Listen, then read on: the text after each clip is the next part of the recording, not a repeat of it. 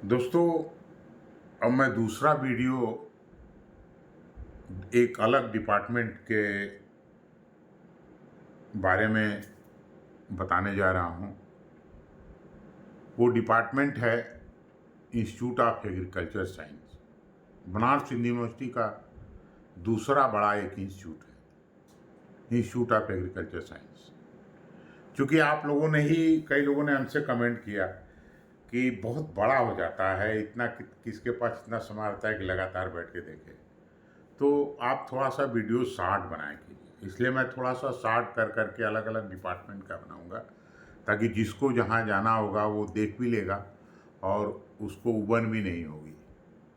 तो इसलिए मैं बड़ा वीडियो उतना नहीं बनाया हूँ, छोटा वीडियो बनाएंगे, जिसको जो स्ट्रीम अच्छा लगेगा, जहाँ पढ़ने जाना होगा उसका देखेगा अपना अलग से।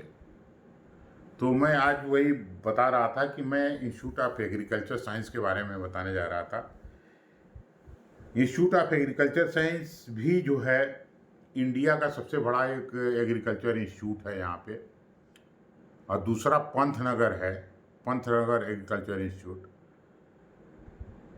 तो पंतनगर में तो अगर देखा जाए तो जो पुराने यहीं के सारे टीचर या नए में भी असिस्टेंट प्रोफेसर में बहुत सारे देखेंगे, वहाँ जाएंगे तो बहुत सारे स्टूडेंट आपको असिस्टेंट प्रोफेसर यहीं के बीएचयू के ही मिलेंगे। क्योंकि बीएचयू की जो डिपार्टमेंट ऑफ एग्रीकल्चर की पढ़ाई है वो बहुत अव्वल दर्जे की होती है, बहुत अव्वल दर्जे की होती है। जिस तरह से मेडिकल में सारे डिपार्टमेंट होते हैं, ब्रीडिंग, पैथोलॉजी और फिजियोलॉजी, ये मतलब दुनिया भर की जो प्रक्रिया से गुजरते हैं, जिस तरह से इंसान होते हैं इसी सब पौधों के लिए भी वो सारी प्रक्रिया होती है। फर्टिलिटी वगैरह के लिए इनके सारी चीज़ें, बहुत सारी चीज़ें काफ़ी हद तक मिलती जुलती हैं।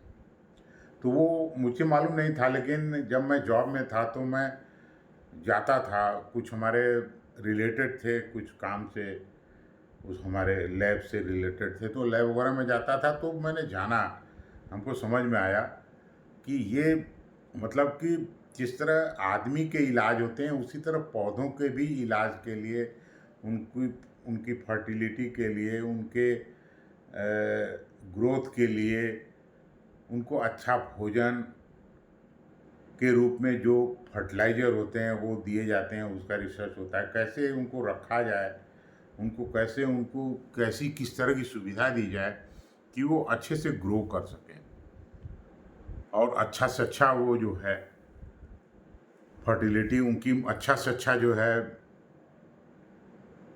अनाज पैदा हो सके। तो एक से एक प्रकार की यहाँ से प्रजातियों की, गेहूं का, चावल का, मटर का, चने का, फिर से मक्के का, बाजरा का, मतलब हर चीज़ों की एक एक अलग अलग ब्रीडिंग जो है तैयार की जाती हैं, जो कि बहुत कम जगह में भी एक अच्छा पैदावार देती है।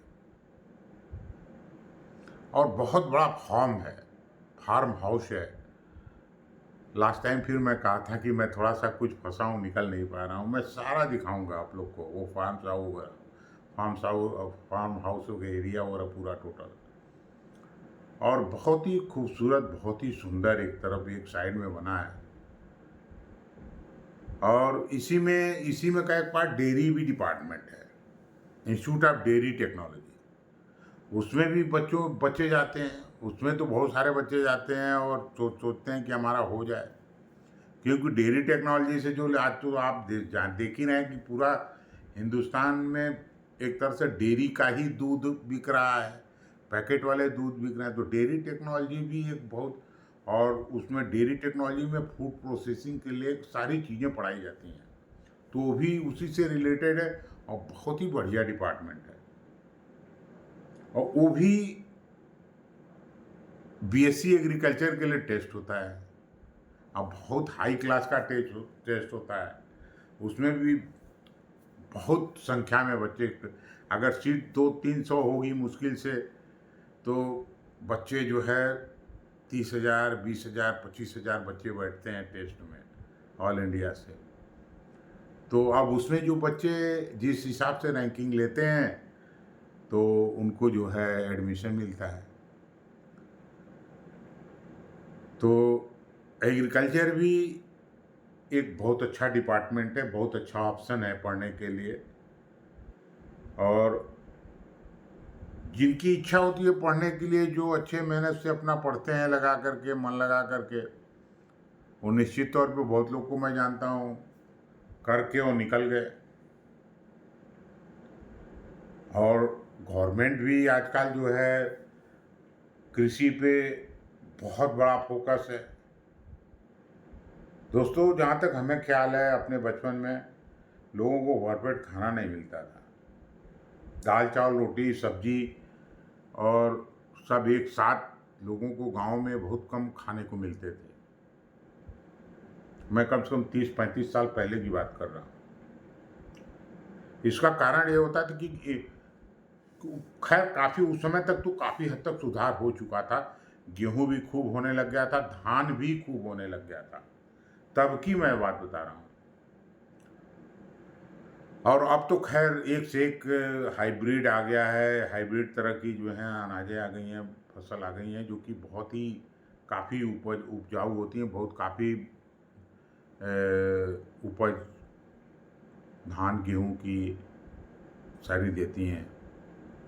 इसी परिप्रेक्ष्य में एग्रीकल्चर का एक और इंस्टीट्यूट है यहाँ पे, institute of vegetable and research centre, जो कि बनारस से लगभग 15-20 किलोमीटर है, 15-20 किलोमीटर की दूरी पे है, उधर बाईपास के उस पर। वो भी बहुत सुंदर और बहुत गजब का इंस्टीट्यूट है।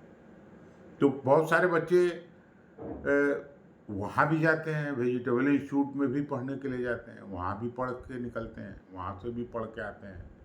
और वो वेजिटेबल रिसर्च सेंटर में चले, वहीं उसका भी गेस्ट हाउस जो उनके ऑफिसर्स होते हैं या साइंटिस्ट आते हैं, जो वहीं कैंसर इंस्टीट्यूट के बगल में ही उनकी गेस्ट हाउस है, यहीं लोग रुकते हैं, यहाँ से अपना गाड़ी से आते जाते हैं, जो भी रिसर्च वगैरह के लिए काम उम के लिए आते हैं यहाँ पे। तो एग्रीकल्चर का भी बहुत बड़ा स्कोप है। और यहाँ से ऐसा ही नहीं, बहुत लोग बाहर भी चले जाते हैं, विदेश भी चले जाते हैं यहाँ से डॉक्टरेट करने के बाद। तो दोस्तों, ये रह गई हुई एग्रीकल्चर की बात। अब चूँकि वही बात है जो मैं पहले कहा था कि मैं निकल नहीं पा रहा हूँ, मैं एक एक सचित्र मैं डिपार्टमेंट को दिखाऊंगा। हालांकि लैब वगैरह हर कुछ तो दिखाना संभव नहीं है, लेकिन बिल्डिंग इन्वायरमेंट क्या है, कैसे है, वो तो मैं आपको दिखा ही पाऊँगा। और बहुत ही अच्छा व्यवस्था है भैया। हम तो यही जानते हैं, पहले तो लड़कियां आती नहीं थी एग्रीकल्चर में, अब तो झरे झार लड़कियां भी आ रही हैं खूब एग्रीकल्चर डिपार्टमेंट में। अब पढ़ के यहाँ से साइंटिस्ट होके जा रही हैं। तो दोस्तों, मेहनत करिए, कभी मेहनत जाया नहीं होता। और ख़ासकर जो टीनेजर बच्चे हैं, उनको तो कुछ मेहनत ज़्यादा ही करना है, क्योंकि कैरियर बनाना है। कैरियर एक बार बन गई, एक बार पढ़ लिया, तो फिर जीवन भर ऐश तो करना ही है। तो दोस्तों, इसी के साथ मैं इस वीडियो को भी यहीं एग्रीकल्चर डिपार्टमेंट पे समाप्त करता हूँ। लेकिन ये दोबारा फिर आएगा जब मैं फ़ोटो के साथ आपको दिखाते हुए, बताते हुए जाऊँगा। मैं साइट से जा कर के दिखाऊँगा, बताऊँगा और बात करूँगा मैं। तब तक के लिए हमें क्षमा करें, और मैं इस वीडियो को यहीं समाप्त करता हूँ। जय हिंद, जय भारत, वंदे मातरम।